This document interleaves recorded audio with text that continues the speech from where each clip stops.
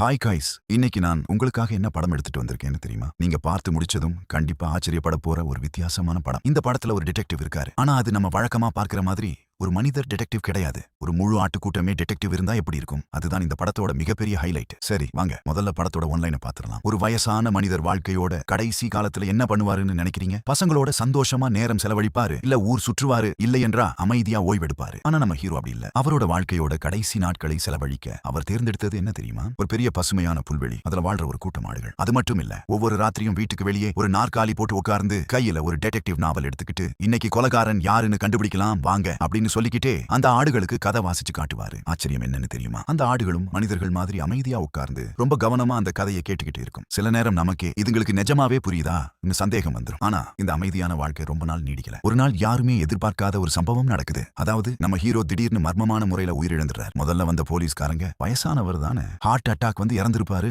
நினைச்சு கேஸ க்ளோஸ் பண்ண தயாராகிறாங்க. ஆனா உண்மை அது கிடையாது. யாரோ ஒருத்தர் திட்டமிட்டு நம்ம ஹீரோவை கொலை பண்ணிருக்காங்க. ஆனா அந்த கொலையை பண்ணது யாருன்னு யாருக்குமே தெரியாது. ஒரே ஒரு கூட்டத்துக்கு மட்டும் அந்த உண்மை தெரியும். அது யாருன்னா நம்ம ஹீரோ உயிரா நேசிச்சு வளர்த்த அந்த ஆட்டு கூட்டத்துக்கு தான். அதனால நம்ம ஓனருக்கு நடந்தது சாதாரண சாவு கிடையாது. அவருக்கு நியாயம் கிடைக்கணும். உண்மையான கொலைகாரனை நாம தான் கண்டுபிடிக்கணும் முடிவு பண்றாங்க. அதுக்கப்புறம் நம்ம ஹீரோ தினமும் வாசிச்சு காட்டிய டிடெக்டிவ் கதைகள்ல இருந்து கத்துக்கிட்ட இன்வெஸ்டிகேஷன் ஸ்கில்ல பயன்படுத்தி அந்த ஆடுகளே டிடெக்டிவ் மாதிரி விசாரணை செய்ய ஆரம்பிக்குதுங்க. ஆனா ஒரு ஆட்டுக்கூட்டம் எப்படி ஒரு கொலை கேஸ சால்வ் பண்ணும், அதுவும் மனிதர்களுக்கே புரியாத இந்த மர்மமான கொலையை எப்படி கண்டுபிடிக்க போகுதுங்க அப்படிங்கிற கதையை ரொம்ப சுவாரஸ்யமாவும் வித்தியாசமாவும் சொல்லியிருக்கிற வெளியாகி இருக்கும் தி ஷீப் டிடெக்டிவ் படத்தோட கதையை தான் இன்னைக்கு நம்ம பார்க்க போறோம். வாங்க இப்போ நேரா கதைக்குள்ள போயிடலாம். படத்தோட ஓபனிங் சீன்ல இங்கிலாந்துல இருக்கிற ஒரு அமைதியான கிராமத்தை காட்டுறாங்க. சுத்தி பாத்தீங்கன்னா எங்க பார்த்தாலும் பசுமையான புல்வெளி, பார்க்கிறதுக்கே அவ்வளவு அழகா இருக்கும். வீட்டுக்கு வெளியே ஒரு மங்கலான விளக்குக்கு கீழே நம்ம ஹீரோ ஒரு புத்தகத்தை கையில வச்சுக்கிட்டு உட்கார்ந்திருக்கார். அவரை சுற்றி மனிதர்கள் யாரும் கிடையாது. ஒரு பெரிய ஆட்டுக்கூட்டம் மட்டும் அமைதியா அவரை சுத்தி உட்கார்ந்திருக்கு. அவங்களுக்கு எல்லாம் முன்னாடி சிரிச்சுக்கிட்டே நம்ம ஹீரோ கதை வாசிக்க ஆரம்பிக்கிறாரு. இவரோட பேர் ஜார்ஜ். வாழ்நாள் முழுக்க அந்த கிராமத்திலேயே வாழ்ந்த ஒரு சாதாரண ஆட்டு பண்ணை விவசாயி. அவருக்கு மக்கள் கூட்டம்னா பிடிக்காது. ஊருக்குள்ள போறதே ரொம்ப ரேர். அவரோட உலகமே இந்த பசுமையான புல்வெளியும் அவர் உயிரா நேசிக்கிற அந்த ஆடுகளும் தான். இதோட இன்னொரு முக்கியமான விஷயம் என்னன்னா, அவருக்கு ரெப்பக்கா அப்படின்னு ஒரு மகள் இருக்காங்க. சின்ன வயசுல இருந்தே அவளை வளர்க்க முடியாத ஒரு சூழ்நிலை வந்ததால இப்போ கூட அடிக்கடி அவளுக்கு கடிதம் எழுதுவார். இங்க இருக்கிற வாழ்க்கை எப்படி போகுது, தன்னோட ஆடுகள் என்னென்ன சேட்டை பண்ணுது அப்படின்னு ஒவ்வொரு விஷயத்தையும் அந்த கடிதத்துல எழுதி பகிர்ந்துக்குவார். உண்மையா சொல்லணும்னா ரெப்பக்காவை வளர்க்கணும்ன்ற ஆசை அவருக்கு இல்லன்னு கிடையாது. ஆனா வாழ்க்கை அவரை அந்த வாய்ப்பை அனுபவிக்க விடல. கொஞ்சம் பின்னாடி போய் பார்த்தா ஜார்ஜ் இளம் வயசுல இருக்கும்போதே அவரோட மனைவி இறந்து போயிடுறாங்க. அந்த நேரத்துல 2 சின்ன குழந்தைகளை தனியா வளர்க்கிற அளவுக்கு அவருக்கு வசதியும் இல்லை, மனநிலையும் இல்ல. அதனால ரொம்ப கஷ்டப்பட்டு மனச கல்லாக்கிட்டு தன்னுடைய 2 குழந்தைகளையும் வேற குடும்பத்துக்கு கொடுத்து வளர்க்க சொல்றாரு. ஆனா அதுக்காக ஒரு நாள் கூட அவங்கள மறந்ததே கிடையாது. அதனாலதான் இப்போவும் ரெப்பக்காவுக்கு அடிக்கடி கடிதம் எழுதிட்டு இருப்பாரு. இன்னைக்கு லில்லி என்ன பண்ணுச்சுன்னு தெரியுமா? செபஸ்டின் இன்னைக்கு தனியா மலை மேல ஏறி போய் உட்கார்ந்திருந்தான் அப்படின்னு இந்த புல்வெளியில தினமும் நடக்கிற சின்ன சின்ன விஷயங்களை எல்லாம் அவகிட்ட பகிர்ந்துக்குவாரு. சோ நம்ம ஹீரோவோட உலகத்துல மனிதர்களை விட முக்கியமானவங்க யாருன்னு கேட்டா அது இந்த ஆடுகள் தான். அதுவும் ஒவ்வொரு ஆட்டுக்கும் ஒவ்வொரு தனித்தனி கேரக்டர் இருக்கு. முதல்ல இருக்கிறது சர் ரைஃபிள்.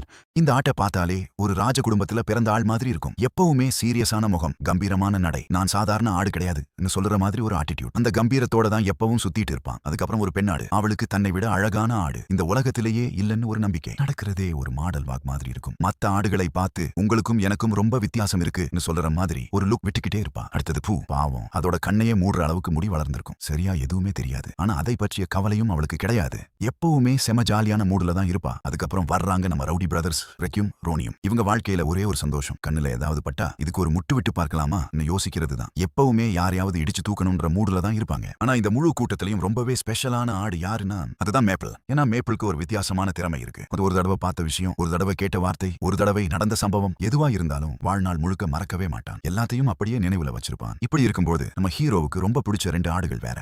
ஒன்னு லில்லி, இன்னொன்னு செபஸ்டின். இந்த செபஸ்டினை பாத்தீங்கன்னா மத்த ஆடுகளை மாதிரி கிடையாது. கொஞ்சம் கருப்பு நிறத்துல இருப்பான். எப்பவுமே தனியாதான் இருப்பான். மத்த ஆடுகளோட சேர்ந்து சுத்துறது ரொம்பவே ரேர். புல்வெளிக்கு பக்கத்துல இருக்கிற உயரமான மேட்டுக்கு போய் அமைதியா உட்கார்ந்து அங்கிருந்து எல்லாத்தையும் கவனிச்சுக்கிட்டு இருப்பான். இத பார்த்த மத்த ஆடுகள் இவனுக்கு என்னடா இவ்வளவு திமிரு, யார்கிட்டையும் பேச மாட்டானே நினைப்பாங்க. ஆனா உண்மை என்னன்னா செபஸ்டினோட பின்னாடி யாருக்குமே தெரியாத ஒரு வேதனையான கடந்த காலம் இருக்கு. அது என்னன்னு நமக்கு பின்னாடி தெரிய வரும். இங்க நம்ம ஹீரோ மட்டும் எப்பவுமே ஒரு விஷயத்த ரொம்ப உறுதியா சொல்லுவாரு. இந்த உலகத்திலேயே ரொம்ப புத்திசாலியான ஆடு யாருன்னு கேட்டா அது லில்லி தான். இவனா லில்லி சாதாரண ஆடு கிடையாது. ஒவ்வொரு ராத்திரியும் நம்ம ஹீரோ டிடெக்டிவ் நாவல் படிக்கும்போது மத்த ஆடுகள் பாதி தூக்கத்துல கேட்டுட்டு இருக்கும். ஆனா லில்லி மட்டும் முழு கவனத்தோட ஒவ்வொரு வார்த்தையையும் கேட்டுக்கிட்டே இருப்பா. அது மட்டும் இல்ல, அந்த கதையை அனலைஸ் பண்ணுவா, ஒவ்வொரு க்ளூவையும் கனெக்ட் பண்ணுவா. அப்புறம் இல்ல இவன் கொலைகாரன் இருக்க முடியாது, இன்னும் ஒரு ட்விஸ்ட் இருக்கு, உண்மையான கொலைகாரன் வேற யாரோ அப்படின்னு ஒரு டிடெக்டிவ் மாதிரியே யோசிக்க ஆரம்பிச்சிடுவா. ஆச்சரியம் என்னன்னா, நம்ம ஹீரோ படிக்கிற கதைகள்ல உண்மையான குற்றவாளி யாருன்னு லில்லி கணிக்கிறது பெரும்பாலும் சரியாவே இருக்கும். அதனாலதான் நம்ம ஹீரோவுக்கும் லில்லி மேல ஒரு தனி பாசம். இப்படி ஒவ்வொரு ராத்திரியும் கதை படிச்சு முடிச்சுட்டு நம்ம ஹீரோ தூங்க போயிடுவாரு. ஆனா உண்மையான ஃபேன் அதுக்கப்புறம் தான் ஆரம்பிக்கும். ஹீரோ தூங்கின உடனே எல்லா ஆடுகளும் முழிச்சுக்கிட்டு அந்த கதையை பத்தி விவாதிக்க ஆரம்பிச்சிடுவாங்க. ஒருத்தன், நான் அப்பவே சொன்னேன்ல அந்த பட்லர் மேலதான் சந்தேகம் இருந்துச்சு சொல்ல ஆரம்பிப்பான். இன்னொருத்தன், டேய் இல்லடா போலீஸ் ஆபீசர் தான் அந்த ரியல் கல்பிரிட் அப்படின்னு சண்டை போட்டுட்டே இருப்பாங்க. சோ இந்த நைட் ஃபுல்லுமே டிடெக்டிவ் டிஸ்கஷன் தான் ஓடிட்டு இருக்கும். ஆனா அந்த கூட்டத்துல இருந்த ஒரே ஒரு ஆட்டை மட்டும் யாருமே அவங்களோட கூட்டத்துல சேர்த்துக்க மாட்டாங்க. யாரும் அதுகிட்ட பேச மாட்டாங்க, யாரும் அது கூட படுக்கவும் மாட்டாங்க. அந்த குட்டி ஆட்டோட பேரு தான் விண்டர். விண்டர் வந்து ஒரு வித்தியாசமான ஆடு. ஏன்னா சாதாரணமான ஆடுகள் எல்லாமே ஸ்பிரிங் சீசன்ல பிறக்கும். ஆனா இந்த விண்டர் மட்டும் குளிர்காலத்துல பிறந்தது. அதனால இது நார்மல் ஆடு கிடையாது, இது ரொம்பவே ஸ்ட்ரேஞ்சான ஆடு அப்படின்னு எல்லாருமே சந்தேக பார்வையிலேயே பார்த்துட்டு இருப்பாங்க. பாவம் இந்த விண்டர் கடுமையான குளிர்காலத்துல கூட மத்த ஆடுகளை அதோட இடத்துல தூங்குறதுக்கு அனுமதிக்க மாட்டாங்க. அது மட்டும் தனியா வெளியில படுத்துட்டு வானத்தையே பார்த்துட்டு இருக்கும். இப்படி இருக்கும்போதுதான் இந்த நைட் யாருமே எதிர்பார்க்காத ஒரு விஷயம் நடக்க போகுது. சோ அடுத்த நாள் காலையில அமைதியான ஒரு காலை ஆரம்பிக்குது. பறவைகளோட சத்தம், குளிர்ந்த காத்து எல்லாமே வழக்கம் போல நார்மலா தான் இருக்கும். சோ லில்லியும் மேப்பிளும் வழக்கம் போல புல்வெளியை சுத்தி வராங்க. ஆனா திடீர்னு லில்லி அப்படியே நின்னுடுறா. மேப்பிளும் அதிர்ச்சியோட பாக்குறான். ஏன்னா அவங்களுக்கு முன்னாடி புல்வெளி நடுவுல அப்படியே அசைவில்லாம படுத்திருந்தது நம்ம ஹீரோவோட உடம்பு. சோ மேப்பிள் அதை பார்த்த உடனே என்ன நடந்திருக்குன்னு புரிஞ்சுக்கிறான். மெதுவா நம்ம ஹீரோ கிட்ட போய் பார்க்கறான். சில நொடிகள் அப்படியே அமைதியா நிக்கிறாங்க. அதுக்கப்புறம் மேப்பிள் தலை குனிஞ்சிட்டு, லில்லி அவரோட இதயம் துடிக்கல, ஹீரோ நம்மள விட்டு போயிட்டாரு அப்படின்னு சொல்றான். சோ லில்லியால இதை ஏத்துக்கவே முடியல. ஏன்னா ஆடுகளோட நம்பிக்கைப்படி யாராவது இறந்தா அவங்க வானத்துல ஒரு மேகமா மாறிடுவாங்க. அப்படி இருக்கும்போது நம்ம ஹீரோ ஏன் மேகமா மாறல, ஏன் இப்படி அசைவில்லாம படுத்திருக்காரு அப்படின்னு லில்லி மத்த ஆடுகள் மாதிரி அப்படியே குழம்பி போய் நிக்கிறா. அப்பதான் மேப்பிள் மெதுவா முன்னாடி வரான். இந்த கூட்டத்திலேயே இயற்கையை உண்மையா புரிஞ்சுக்கிட்ட ஒரே ஆடுனா அது இவன் தான். சோ அவன் அமைதியா என்ன சொல்றான்னா, லில்லி இங்க பாரு, மனிதர்கள் நம்மள மாதிரி கிடையாது, நம்ம நம்புற மாதிரி அவங்க மேகமா மாற மாட்டாங்க, அவங்க போயிட்டாங்கன்னா அதுதான் முடிவு. அந்த வார்த்தையை கேட்டதுமே லில்லியோட மனசே உடைஞ்சு போயிருது. ஆனா அதை விட ஆச்சரியமான ஒரு விஷயம் இந்த ஆடுகள் கிட்ட இருக்குது. என்னன்னா அவங்க விரும்பினா தங்களுக்கு பிடிக்காத நினைவுகள், வலி, சோகம் எல்லாத்தையுமே மறந்துடலாம். ஒரு நிமிஷத்துக்கு முன்னாடி இருந்த வேதனை அடுத்த நிமிஷமே இல்லாத மாதிரி மாறிடுவாங்க. அது நடந்ததே இல்லைன்னு மனசுல இருந்து முழுசா அழிச்சிட முடியும். சோ உண்மையா பார்த்தா இது ஒரு சூப்பர் பவர் மாதிரி தானே. நமக்கெல்லாம் இப்படி ஒரு அபிலிட்டி இருந்தா செம்மையா இருக்கும். ஒரு நிமிஷத்துக்கு முன்னாடி ஏதாவது பிரச்சனை நடந்துச்சுன்னா அடுத்த நிமிஷமே அதை மறந்துடலாம்ல. ஆனா இந்த பவர் ஒரே ஒரு ஆட்டுக்கு மட்டும் கிடையாது, அது மேப்பிள் தான். சோ மேப்பிளால எதையுமே மறக்க முடியாது. ஒரு சந்தோஷம் நடந்தாலும், ஒரு காயம் ஏற்பட்டாலும், ஒரு இழப்பு வந்தாலும் அது வாழ்நாள் முழுக்க அவனோட ஞாபகத்திலேயே இருக்கும். சோ அதனால சில சமயம் இது ஒரு பிளெஸிங் இல்ல, ஒரு சாபம்னு கூட அவனுக்கு தோணும். இப்ப நம்ம ஹீரோ இறந்துட்டாருன்னு தெரிஞ்சதும் மத்த ஆடுகளோட ரியாக்ஷன் என்ன தெரியுமா? சரி மறந்துடலாம், ஹீரோவை நினைச்சா நமக்கு தான் கஷ்டம், இந்த வேதனையை மனசுல இருந்து அழிச்சிடலாமே அப்படின்னு யோசிக்க ஆரம்பிக்கிறாங்க. ஆனா மேப்பிள் உடனே கோபப்பட்டு, இல்ல நம்ம அப்படி பண்ணக்கூடாது, ஹீரோ நமக்காக என்னென்ன பண்ணாருன்றதை மறந்துட்டு நம்மளால எப்படி வாழ முடியும், அவர் நம்ம குடும்பம் மாதிரி, அவரை மறந்துடுறது அவரை 2வது தடவை கொல்ற மாதிரி அப்படின்னு உறுதியா சொல்றான். இந்த நேரத்துல தான் கிராமத்தோட போலீஸ் அதிகாரி டீம் அந்த இடத்துக்கு வராரு. டீம் வந்து பெரிய டிடெக்டிவ் கிடையாது, அது போக இதே மாதிரி காம்ப்ளிகேட்டடான ஒரு கேஸ அவன் லைஃப்ல ஹேண்டில் பண்ணதும் கிடையாது. சோ ஹீரோவோட உடம்ப ஒரு தடவை பார்த்துட்டு வயசானவர் தானே, சோ ஹார்ட் அட்டாக் வந்து இறந்திருக்கலாம், கேஸ க்ளோஸ் பண்ணிடலாம் அப்படின்னு ஒரு முடிவுக்கு வர்றான். சோ இப்படி டீம் கேஸ க்ளோஸ் பண்ண போற நேரத்துல திடீர்னு ஒரு புது முகம் வருது. ஒரு இளம் பையன், கழுத்துல கேமரா, கையில நோட்புக். அவனோட பேரு எலியாட். சோ உண்மையா சொல்லணும்னா அவன் இந்த ஊருக்கு வந்ததே ஹீரோயிசத்துக்காக கிடையாது, தன்னோட ஜெர்னலிசம் டேலண்ட்டை ப்ரூவ் பண்ணணும், அதுக்காக இந்த ஊர்ல நடக்கிற ஒரு சின்ன வில்லேஜ் ஃபெஸ்டிவலை கவர் பண்ணலாம்னு தான் வர்றான். ஆனா அங்க போய் பார்த்தா அவனுக்கு செம டிசப்பாயின்ட்மெண்ட். ஏன்னா முழு ஃபெஸ்டிவல்னு டிஸ்பிளேல வச்சிருந்தது 3 பொருள் தான். சோ அதை பார்த்துட்டு இவன் தலையில அடிச்சிட்டு, அட பாவீங்களா, இதை போய் நான் நியூஸா அனுப்புனேன்னா என்னோட பாஸ் என்ன வேலையை விட்டு தூக்கிடுவாரு அப்படின்னு புலம்புறான். அதனால வேற ஏதாவது நியூஸ் தேடி ஊரை விட்டு கிளம்பலாம்னு முடிவு பண்றான்.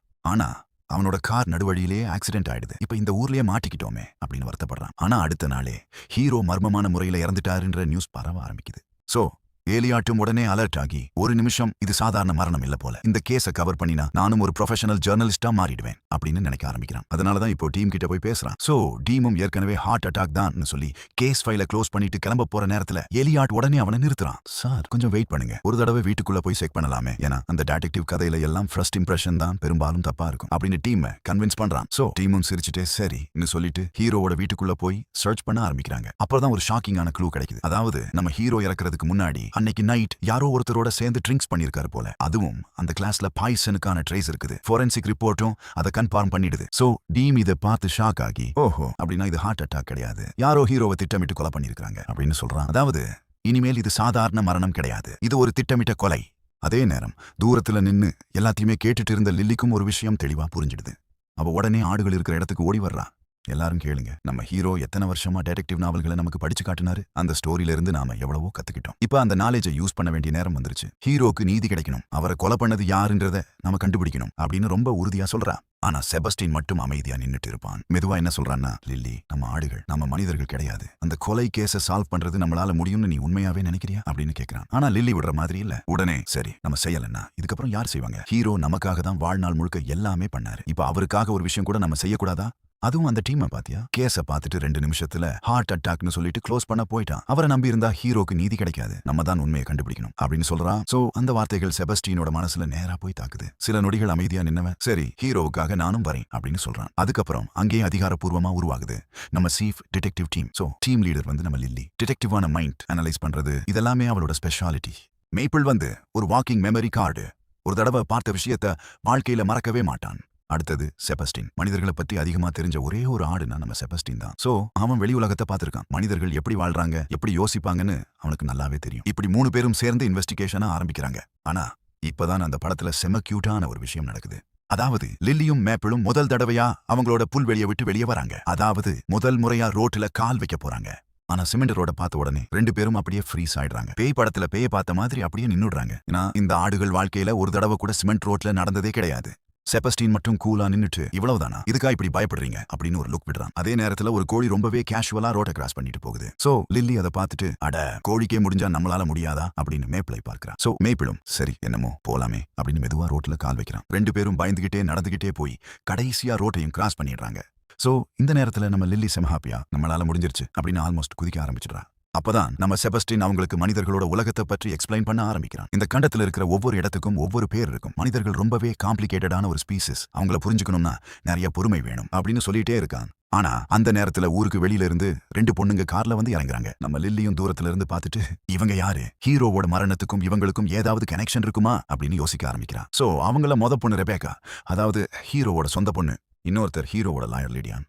சோ இவங்க 2 பேரும் இங்க வந்திருக்கிறதுக்கு ஒரே ஒரு காரணம் தான். அதாவது ஹீரோ இறக்கிறதுக்கு முன்னாடி யாருக்கு என்ன சொத்து கொடுக்கணும்னு எழுதி வச்சிருந்த உயிலை படிக்கத்தான் வந்திருக்காங்க. ஆனா அந்த உயிலை படிக்க ஆரம்பிச்சதுமே அங்க இருந்த எல்லாருக்குமே பயங்கரமான ஷாக். ஏன்னா ஹீரோ சாதாரண ஷீப் ஃபார்மர் கிடையாது. அவர் ஒரு காலத்துல ஆடுகளுக்கு வரக்கூடிய மிகப்பெரிய நோய்க்கு மருந்தே கண்டுபிடிச்சிருக்காரு. அது மட்டும் இல்லாம அதுக்கு பேட்டன்ட்டும் வாங்கி வச்சிருக்காரு. அதுக்கப்புறம் அந்த உரிமையை ஒரு பெரிய பிசினஸ் மேன் கிட்ட வித்திருக்காரு போல. அதனால ஹீரோ கிட்ட இருந்த மொத்த சொத்து மதிப்பு கிட்டத்தட்ட $30 மில்லியன். அதாவது 100 கோடிகளை தாண்டுற அளவுக்கு சொத்து. அதை கேட்ட உடனே லில்லியும் மேப்பிளும் ஒருத்தரை ஒருத்தர் பாத்துக்கிறாங்க. நம்ம ஓனர், அதான் ஹீரோ, அவ்வளவு பணக்காரரா, ஆனா ஒரு நாள் கூட நம்ம கிட்ட அதை பத்தி சொல்லவே இல்லையே அப்படின்னு ஆச்சரியப்படுறாங்க. அதுக்கப்புறம் லீடியா மறுபடியும் உயில படிக்க ஆரம்பிக்கிறா.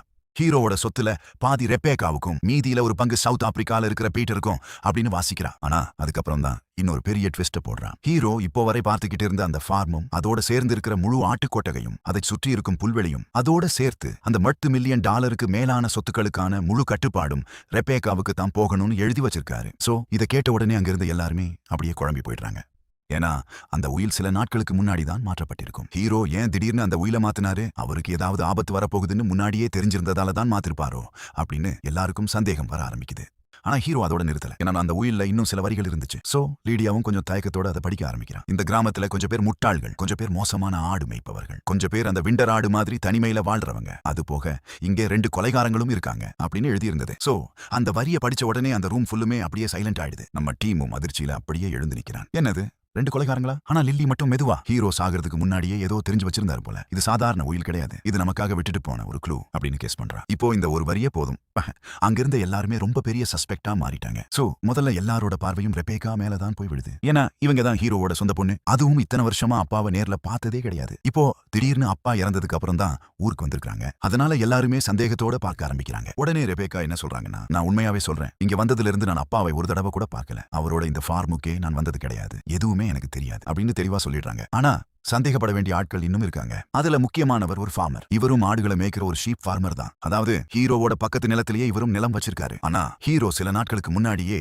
இவரோட லீஸ் அக்ரிமெண்ட்டை கேன்சல் பண்ண முடிவு பண்ணியிருந்தாரு. அதனால இவங்க 2 பேருக்குள்ளேயும் பெரிய சண்டை வந்திருக்கும். அதனால இவருக்கு ஹீரோ மேல கோபமும் இருக்கும், மோட்டிவும் இருக்கும். அது மட்டும் இல்லாம டவுன்ல இருக்கிற கறிக்கடையை நடத்துற ஹேம் கூட இந்த ஃபார்மருக்கு ரொம்ப க்ளோஸான உறவு. சோ இதையெல்லாம் தூரத்துல இருந்து பார்த்துட்டு இருந்த லில்லிக்கு இப்பதான் புரியுது, இவங்களும் சந்தேகப்பட வேண்டிய ஆட்கள் தான் அப்படின்னு நினைக்க ஆரம்பிக்கிறா. அடுத்த சஸ்பெக்ட் பெத், அதாவது டவுன்ல ஒரு ஹோட்டல் நடத்துற ஓனர். இந்த பொண்ணோட பிஹேவியர் கொஞ்சம் வியர்டா இருக்கும். ஹீரோ அனுப்புற கடிதங்களை போஸ்ட் ஆபீஸ்ல இருந்து ரகசியமா திருடி அவங்களே படிச்சுக்குவாங்க போல. ஏன்னா அவங்களுக்கு நம்ம ஹீரோ மேல ஒரு சாஃப்ட் கார்னர் இருந்திருக்கு. இன்னும் தெளிவா சொல்லணும்னா ஒரு சின்ன கிரஷ்.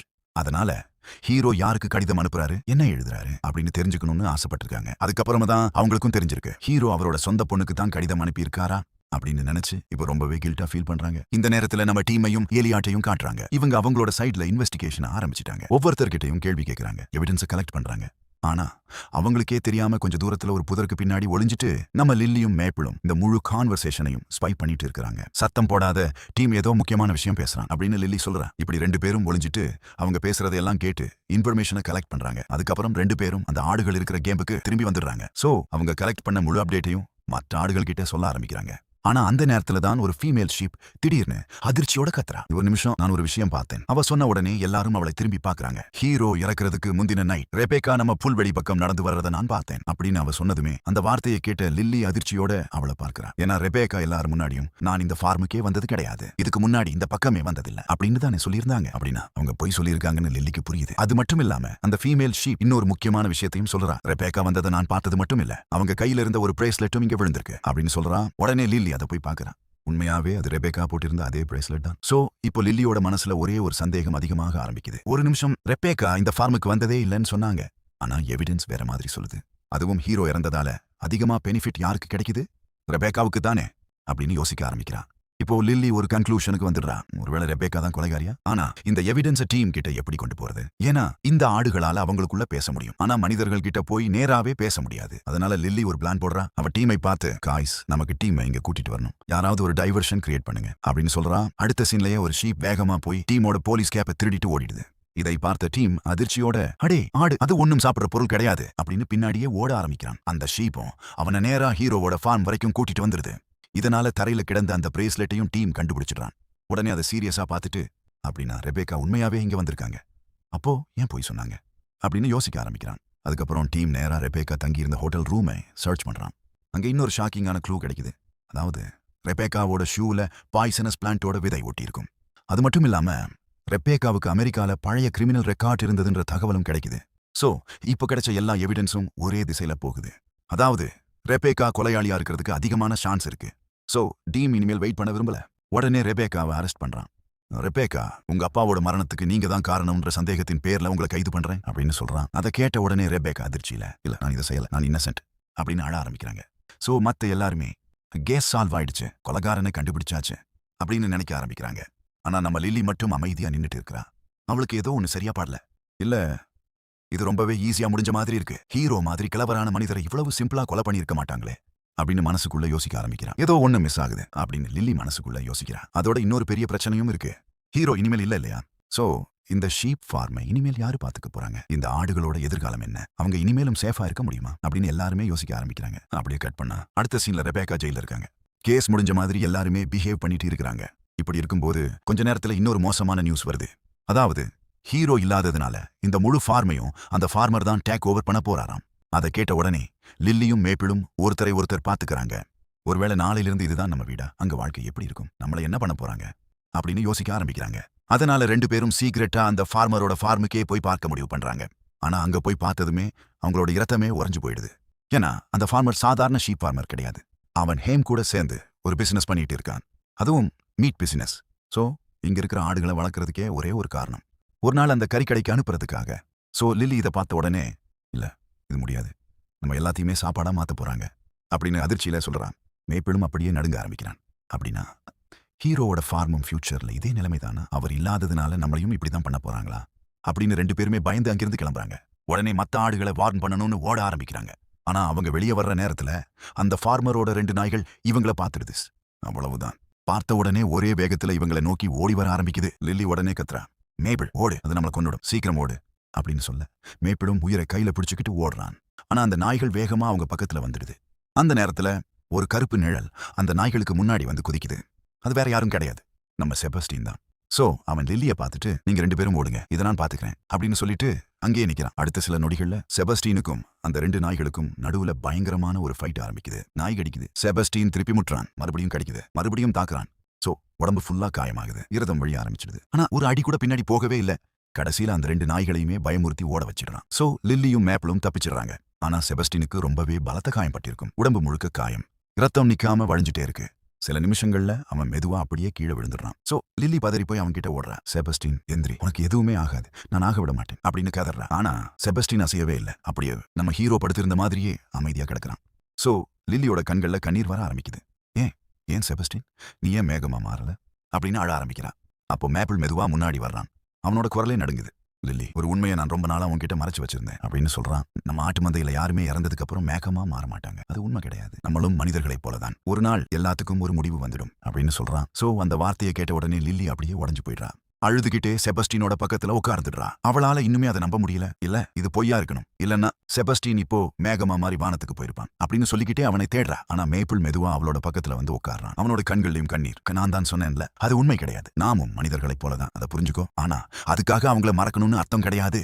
யாரையாவது உண்மையா காதலிச்சிருந்தா அவங்கள நினைவுல வச்சிருக்கிற வரைக்கும் அவங்க நம்ம கூடவே இருக்காங்கன்னு தான் அர்த்தம். ஹீரோவும் சரி செபஸ்டீனும் சரி நம்ம நினைவுகள்ல அவங்க வாழ்ந்துட்டே தான் இருப்பாங்க அப்படின்னு மேப்பிள் சொல்றான். அந்த வார்த்தைகள் லில்லிக்கு ஒரு புது தைரியத்தை கொடுக்குது. சோ அவ மெதுவா எந்திரிச்சு நிக்கிறா. இல்ல இது இப்படி முடியக்கூடாது. ஹீரோக்கு நீதி கிடைக்கணும். அவரை கொலை பண்ணவனை கண்டிப்பா நான் தண்டனை வாங்கி கொடுக்கணும். அது வரைக்கும் நான் நிக்க மாட்டேன் அப்படின்னு உறுதியா சொல்றா. அதுக்கப்புறம் லில்லி மறுபடியும் முழு கேஸையும் ஆரம்பத்திலிருந்து அனலைஸ் பண்ண ஆரம்பிக்கிறான். சோ ரெபேக்கா மேல இருந்த சந்தேகத்தையும் மறுபடியும் யோசிக்கிறான். இல்லையே ஏதோ ஒண்ணு மிஸ் ஆகுது. ரெபேக்கா கல்பிரிட் மாதிரி எனக்கு தோணல. ஒருவேளை அவளை யாராவது வேணும்னே மாட்டி விட்டுருக்காங்களா அப்படின்னு நினைக்கும் போதுதான் அவளுக்கு ஒரு விஷயம் ஞாபகத்துக்கு வருது. ஹீரோவோட டெட் பாடியை பார்த்த நாள்ல அவரோட ஒரு கையில நீல நிற ஸ்டெயின் ஒட்டி இருந்தது. ஆனா அது சாதாரண விஷயம் தானே. ஏன்னா ஹீரோ ஆடுகளுக்கான மருந்து தயாரிப்பாரு. அந்த மருந்துல இருந்த கெமிக்கலோட ஸ்டெயினா கூட இருக்கலாம். ஆனா பிரச்சனை அது கிடையாது. அவரோட இன்னொரு கையில பச்சை நிற ஸ்டெயினும் இருந்துச்சு. சோ லில்லி அதை நினைச்சு பார்த்துட்டு, ஒரு நிமிஷம், ஹீரோ கையில அந்த பச்சை கலர் எப்படி வந்துச்சு?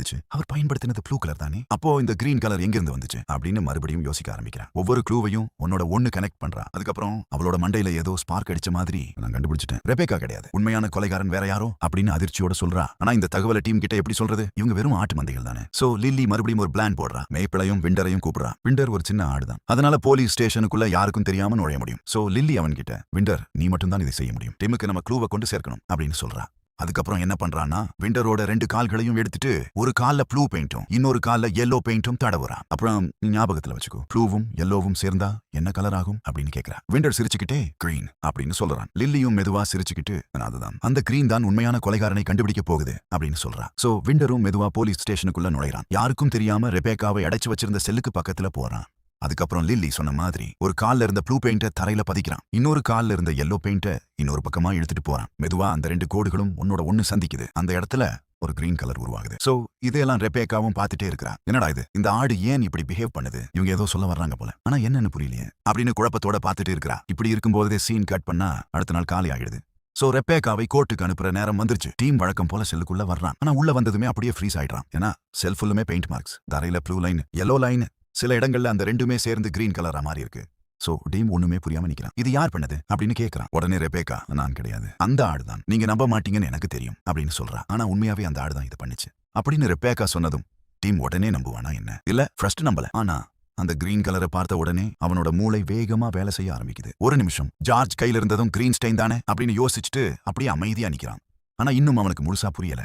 அதனால ரெபேக்காவை கூட்டிட்டு கோர்ட்டுக்கான பேப்பர் ஒர்க்கை சைன் பண்ண போறான். பேனாவை எடுக்கிறான். சைன் போட போற நேரத்துல திடீர்னு கையை நிறுத்துறான். எழுந்து நின்னுட்டு அங்கிருந்த எல்லாரையும் பார்த்து ஸ்டாப் அப்படின்னு சத்தமா கத்துறான். ரெபேக்கா இன்னசென்ட், அவங்க கொலைகாரி கிடையாது, உண்மையான கொலைகாரன் யாருன்றது எனக்கு தெரியும் அப்படின்னு சொல்றான். அதை கேட்ட உடனே அங்கிருந்த எல்லாருமே அதிர்ச்சி ஆயிடுறாங்க. யார் அது அப்படின்னு கேட்கும்போது டீம் மெதுவா பீட்டர் அப்படின்னு சொல்றான். அங்கிருந்த மக்கள் எல்லாரும் குழம்பி போயிடுறாங்க. பீட்டரா? அவன் சவுத் ஆப்பிரிக்கால இல்லையா? இங்க பீட்டர்னு யாருமே இல்லையே அப்படின்னு கேக்குறாங்க. டீம் மெதுவா சிரிக்கிறான். ஒருவேளை பீட்டர்ன்றவன் வேற ஒரு முகத்துல இந்த ஊர்லயே நம்ம கூடவே இருந்திருந்தா அப்படின்னு சொல்றான். யாருக்குமே ஒண்ணும் புரியல. உடனே டீம் மெதுவா திரும்பி ஒருத்தனை பார்க்கறான். அவன் எலியாட். சோ டீம் அவனை பார்த்து, மிஸ்டர் எலியாட், உங்க உண்மையான பேர் பீட்டர் ஜார்ஜ் ஹார்டி தானே? ஜார்ஜோட மகன் நீங்க தானே? அதுவும் இந்த கொலையோட உண்மையான கல்பிரிட்டும் நீங்க தானே அப்படின்னு கேட்கறான். அதை கேட்ட உடனே அந்த ரூம்ல இருந்த எல்லாருமே மிரண்டு போய் அப்படியே அமைதியாகிடுறாங்க. சோ எலியாட் யாருன்றது தெரியுதுல, இந்த ஊருக்கு ஜர்னலிசத்துக்காக வந்திருந்தானே அவன் தான். சோ டீம் மெதுவா அவனை நோக்கி நடக்க ஆரம்பிக்கிறான். இல்ல, உங்க பேர் எலியாட் கிடையாது, உங்க உண்மையான பேர் பீட்டர். ஹீரோவோட இன்னொரு மகனும் நீங்க தான். சின்ன வயசுல வேற குடும்பத்துக்கு கொடுக்கப்பட்ட அந்த பீட்டர் நீங்க தான் அப்படின்னு சொல்லிக்கிட்டே போறான். அங்க இருந்த எல்லாருமே அதிர்ச்சியில உறைஞ்சு போயிடுறாங்க. ரெபேக்காவுக்கே நம்ப முடியல. டிம் மறுபடியும் சொல்றான், ஒரு நாள் உங்க அப்பா கோடிக்கணக்கான பணம் சம்பாதிச்சிருக்காருன்றது உங்களுக்கு தெரிய வந்துச்சு. அதுவும் அந்த சொத்துல பெரும்பகுதி ரெபேக்காவுக்கு போக போகுதுன்றதும் உங்களுக்கு தெரிஞ்சிருச்சு. சோ அந்த சமயத்துல தான் உங்களோட பேராசை வேலை செய்ய ஆரம்பிச்சிருச்சு. அதனால ஜேர்னலிஸ்ட் மாதிரி நடிச்சுக்கிட்டு இந்த ஊருக்கு வந்தீங்க. ஃபெஸ்டிவலை கவர் பண்ண வந்தேன். கார் ஆக்சிடென்ட் ஆயிடுச்சு. அதனால ஊர்லயே தங்கிட்டேன் அப்படின்னு பெரிய பெரிய கதையெல்லாம் உருவாக்குனீங்க அப்படின்னு சொல்ல சொல்ல எலியாட்டோட முகமே மாற ஆரம்பிக்குது. டீம்ஸ் மறுபடியும் அந்த நைட் நீங்க ஹீரோவை, அதான் உங்க அப்பாவை சந்திச்சிங்க. முதல் முறையா அப்பாவை பார்க்கிற மகன் மாதிரி அவர் கூட உட்கார்ந்து ட்ரிங்க்ஸ் எல்லாம் பண்ணீங்க. ஆனா அந்த ட்ரிங்க்ஸ்ல பாய்சன் கலந்திருந்துச்சு அப்படின்னு சொல்றான். அதை கேட்டு அங்கிருந்த மக்கள் எல்லாரும் அதிர்ச்சியோட ஒருத்தர் பார்க்கறாங்க. சோ டீம் மெதுவா ஹீரோவோட கடைசி நிமிஷத்தை எக்ஸ்பிளைன் பண்ண ஆரம்பிக்கிறான். ஹீரோவோட உடம்பு கொஞ்சம் ஸ்ட்ராங்கா இருந்ததுனால பாய்சன் குடிச்ச உடனே அவர் சாகல. அவர் கடைசி வரைக்கும் போராடினாரு. தன்னை காப்பாத்திக்க முயற்சி பண்ணாரு. அந்த நேரத்துல அவர் கைக்கு கிடைச்சதை பிடிச்சாரு. அதுதான் உங்களோட தலைமுடி அப்படின்னு சொல்லிட்டு எலியாட்டோட மஞ்சள் நிறத்துல டை பண்ணியிருந்த தலைமுடியை காமிக்கிறான். ஹீரோ கையில இருந்த ப்ளூ ஸ்டெயினும் உங்க தலைமுடியில இருந்த yellow டை கலரும் ரெண்டுமே சேரும்போது கிரீன் கலர் உருவாச்சு. அதனால தான் ஹீரோவோட ஒரு கை ப்ளூவாவும் இன்னொரு கை கிரீனாவும் இருந்துச்சு. அது ஒரு டைங் க்ளூ. சாகிறதுக்கு முன்னாடி நம்ம ஹீரோ விட்டுட்டு போன கடைசி எவிடன்ஸ் அப்படின்னு சொல்றான். டீம் இன்னும் சத்தமா, உண்மையாவே உங்க முடி பிளாக் தான். ஆனா யாருமே சந்தேகப்படக்கூடாதுன்றதுக்காக இந்த yellow கலரை டைப் பண்ணிக்கிட்டீங்க. அதாவது நீங்க ஹீரோவோட மகனுன்றது யாருக்குமே தெரியக்கூடாதுன்னு நினைச்சீங்க அப்படின்னு சொல்லி முடிக்கிறான். ஆனா கடைசியில ஹீரோ இறந்ததுக்கு அப்புறம் அவர் வளர்த்த ஆடுகளும் அவர் படிச்சு கொடுத்த டெடெக்டிவ் ஸ்டோரிஸும் அவரை காப்பாற்ற முடியல. ஆனா உங்களை மட்டுமே எக்ஸ்போஸ் பண்ணிடுச்சு அப்படின்னு சொல்லிட்டு டீம் என்ன பண்றான்னா, மெதுவா பீட்டரோட தலையில இருந்து ஒரு முடியை பிடுங்குறான். அதை கையில வச்சுக்கிட்டு, பீட்டர் நீங்க அரெஸ்ட் அப்படின்னு சொல்றான். ஆனா பீட்டர் உடனே சிரிக்க ஆரம்பிக்கிறான். ஓஹோ டீம், நான் ஹேர் டை பண்ணியிருக்கேன்னு மட்டும் சொல்லி என்னை கொலைக்காரனா மாத்திட முடியாது. அப்படின்னா இந்த ஊர்ல yellow ஹேர் வைத்திருக்கிற எல்லாரையும் அரெஸ்ட் பண்ணுவீங்களா? கொஞ்சம் யோசிங்க ஆபீசர் அப்படின்னு சொல்றான். உடனே டீம் சிரிச்சுக்கிட்டே, நான் இந்த முடிவை எடுத்தது நீங்க yellow ஹேர் வச்சிருக்கீங்கன்னு ப்ரூவ் பண்றதுக்காக கிடையாது. DNA டெஸ்ட் தான். நீங்க உண்மையிலேயே ஹீரோவோட மகனா இல்லையான்றத நான் ப்ரூவ் பண்ண போறேன் அப்படின்னு சொல்றான். அதை கேட்ட உடனே ஸ்பீட்டரோட முகமே மாறிடுது. கொஞ்ச நேரம் வாயை திறக்க முடியாம அப்படியே நின்னுடுறான். ஆனா உடனே சமாளிக்க ட்ரை பண்றான். சரி, நான் ஹீரோவோட மகன் தான் வச்சுக்கிட்டாலுமே அதனால என்ன? அவரை ஏன் நான் கொலை பண்ண போறேன்னு நீங்களே அந்த வில்லை பார்த்தீங்களே. ரெபேக்கா தான் எல்லாத்தையும் வாங்குறாங்க. எனக்கு பெருசா எதுவுமே கிடைக்க போறது இல்ல. அப்புறம் ஏன் நான் அப்பாவை கொலை பண்ணணும் அப்படின்னு கேட்கறான். உடனே டீம் மறுபடியும், ஏன்னா அந்த வில்லை எழுதியதே நீங்க தான் அப்படின்னு சொல்றான். அதை கேட்ட உடனே அங்கிருந்து எல்லாருமே மிரண்டு போய் பார்க்கறாங்க. அப்புறம் டீம் தொடர்ந்து, உங்களோட பெரிய பிளானே இதுதான். ஹீரோ இறந்ததுக்கு அப்புறம் ரெபேக்கா தான் எல்லா சொத்துக்களையும் இன்ஹெரிட் பண்ணுவாங்க. அதுக்கப்புறம் ரெபேக்கா இந்த கொலை கேஸ்ல மாட்டிக்கிட்டா அவங்களுக்கு வர வேண்டிய சொத்து எல்லாமே அடுத்த லீகல் வாரிசு யாருக்கு போகும்? நீங்க தானே. அதனால தான் ஹீரோவை கொலை பண்ணீங்க. ஆனா அந்த பழிய ரெபேக்கா மேல போடணும்னு திட்டம் போட்டீங்க. அவங்க ஜெயிலுக்கு போயிட்டா $30 மில்லியன் அந்த ஃபார்மும் அந்த ஆட்டு மந்தைகளும் எல்லாமே உங்க கைக்கு வந்துடும் அப்படின்னு சொல்றான். பீட்டருக்கு என்ன பேசுறதுன்னு தெரியல. அப்படியே அமைதியா நின்னுறான். டிம் மறுபடியும் சொல்றான், இன்னொரு விஷயம், முதல்ல ஹீரோ ஹார்ட் அட்டாக் வந்துதான் இறந்துட்டாருன்னு நான் நினைச்சேன். ஆனா அந்த ஐடியாவை மாத்த சொன்னது யாரு? நீங்க தான். ஏன்னா கேஸ் அப்படியே சாதாரணமா முடிஞ்சிருந்தா அந்த சொத்து முழுக்க ரெபேக்காவுக்கு போயிருக்கும். அப்படி போனா நீங்க தோத்த மாதிரி ஆயிடும். அதனாலதான் என்ன இன்வெஸ்டிகேட் பண்ண தூண்டினீங்க. ரெபேக்கா மேல சந்தேகம் போகணும்னு நீங்களே ஒவ்வொரு வழியையும் அமைச்சிங்க. உங்களோட ஸ்கிரிப்ட் படிதான் போலீஸ் நடந்துக்கணும்னு நினைச்சீங்க. ஆனா நம்ம ஹீரோ வளர்த்த இந்த ஆடுகள் உங்களோட அந்த பெர்ஃபெக்ட் பிளான மொத்தமா உடைச்சிடுச்சு அப்படின்னு சொல்றான். அதை கேட்டு அங்கிருந்து எல்லாருமே மிரண்டு போயிடுறாங்க. இங்க பீட்டரோட முகத்தை பார்க்கணுமே, அப்படியே பதற்றம் ஆயிடுறான். சுத்தியும் முத்தியும் பார்த்து தப்பிக்க ஏதாவது வழி இருக்கான்னு யோசிக்கிறான். அடுத்த நொடியே வேகமா காரை நோக்கி ஓட ஆரம்பிக்கிறான். இங்கிருந்து எப்படியாவது வெளியேறணும் அப்படின்னு நினைக்கிறான். ஆனா அவனுக்கு தெரியாம இந்த கேஸ்ல இன்னும் 2 ஹீரோக்கள் இருந்தாங்க இல்லையா, நம்ம ரெஜியும் ரானியும். 2 பேரும் ரொம்பவே ரகடான ஆடுகள். சோ ஒருத்தருக்கு ஒருத்தர் பார்த்துட்டு, டேய் நம்ம டைம் வந்துருச்சுடா அப்படின்னு சொல்லிட்டு ஒரே வேகத்துல பீட்டரோட காரை நோக்கி ஓடுறாங்க. அடாமன் ஒரு முட்டு, கார் கதவு டென்ட் ஆயிடுது. மறுபடியும் ஒரு முட்டு, இந்த தடவை டயரே டேமேஜ் ஆயிடுது. பீட்டருக்கு ஒண்ணுமே புரியல. அதிர்ச்சியோட இது ஆடுகளா இல்ல மாடுகளா அப்படின்னு அலறான். கடைசியில பீட்டரால தப்பிக்க முடியாம மாட்டிக்கிறான். போலீஸ் வந்து அவனை கைது பண்ணிடுறாங்க. அதுக்கப்புறம் ரெபேக்காவும் விடுதலை ஆகுறாங்க. சோ கேஸ் முடிஞ்சிருச்சு. நம்ம ஹீரோவுக்கும், அதான் இறந்து போன நம்ம ஹீரோவுக்கும் இறுதியாக நீதி கிடைச்சிருச்சு. ஆனா ஹீரோ இல்லாத அந்த வெற்றிடம் மட்டும் இன்னும் அப்படியே இருந்துகிட்டு தான் இருக்கு. சில நாட்கள் கழிச்சு ரெபேக்கா வந்து ஒரு பெரிய முடிவு எடுக்கிறாங்க. இனிமேல் நான் ரெபேக்கா ஹார்லி அப்பாவோட பேரை பெருமையா சுமக்க போறேன். அவரோட ஃபார்ம், அவரோட ஆடுகள், அவரோட கனவு, இது எல்லாத்தையுமே நான் தொடர போறேன் அப்படின்னு முடிவு பண்றாங்க. அதுக்கப்புறம் அந்த ஃபார்மரும் அந்த கறிக்கடைக்காரரும் இருக்காங்க இல்லையா, சோ அவங்க 2 பேரும் நம்ம ஹீரோவோட அந்த ஆட்டு மந்தைகளை வாங்கணும்னு ஆசைப்படுறாங்க. எவ்வளவு பணம் வேணாலும் கொடுத்து வாங்கிடலாம் அப்படின்னு முடிவு எடுக்கிறாங்க. ஆனா நம்ம ரெபேக்கா சிரிச்சுக்கிட்டே, இவங்க சொத்து கிடையாது, இவங்க என்னோட ஃபேமிலி, இவங்களை என்னால விற்க முடியாது அப்படின்னு சொல்லிடுறாங்க. அது மட்டும் இல்லாம ஹீரோ விட்டுட்டு போன அந்த $30 மில்லியன் ஒரு பகுதியை பயன்படுத்தி அந்த ஃபார்மரோட ஆட்டு மந்தைகளையும் விலை கொடுத்து வாங்கி அதுங்களையும் காப்பாத்திடுறாங்க. இப்ப நம்ம ஹீரோவோட ஆட்டு மந்தை முன்னாடி இருந்ததை விட 2 மடங்கு பெருசா வளர்ந்திருக்கு. சோ மாலை நேரம், அந்த குளிர்ந்த காற்று, உயரமான மேடு, செபஸ்டீன் எப்போதும் உட்கார்ந்திருக்கும் அந்த இடம்.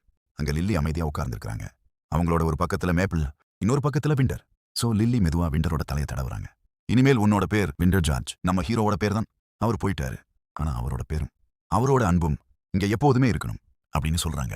அந்த நேரத்துல ரெபேக்கா ஒரு புத்தகத்தை எடுத்துட்டு ஹீரோ மாதிரியே ஆடுகளுக்கு வாசிக்க ஆரம்பிக்கிறாங்க. அன்னைக்கான கதை ஒரு புத்திசாலி டிடெக்டிவை பற்றியது அப்படின்னு சொல்ல ஆரம்பிச்ச உடனே எல்லா ஆடுகளும் அமைதியா உட்கார்ந்து கேட்க ஆரம்பிக்குது. சோ காற்று மெதுவா வீசுது. லில்லி வானத்தை பார்த்துட்டே இருக்கிறாங்க. அவங்களோட முகத்துல ஒரு சின்ன புன்னகை. ஏன்னா ஹீரோ இனிமேல் இந்த உலகத்துல இல்ல, செபஸ்டினும் இல்ல. ஆனா அவங்களோட நினைவுகள், அவங்களோட கதைகள், அவர்களோட அன்பு இன்னும் அந்த புல்வெளியில உயிரோட வாழ்ந்துட்டே தான் இருக்கு. படம் ஒரு அழகான முடிவுக்கு வருது. சோ எப்படி இருந்துச்சு? கண்டிப்பா உங்களுக்கு பிடிச்சிருக்கும்னு நம்புறேன். பிடிச்சிருந்துச்சுன்னா இந்த வீடியோவுக்கு ஒரு லைக் பண்ண மறந்துடாதீங்க.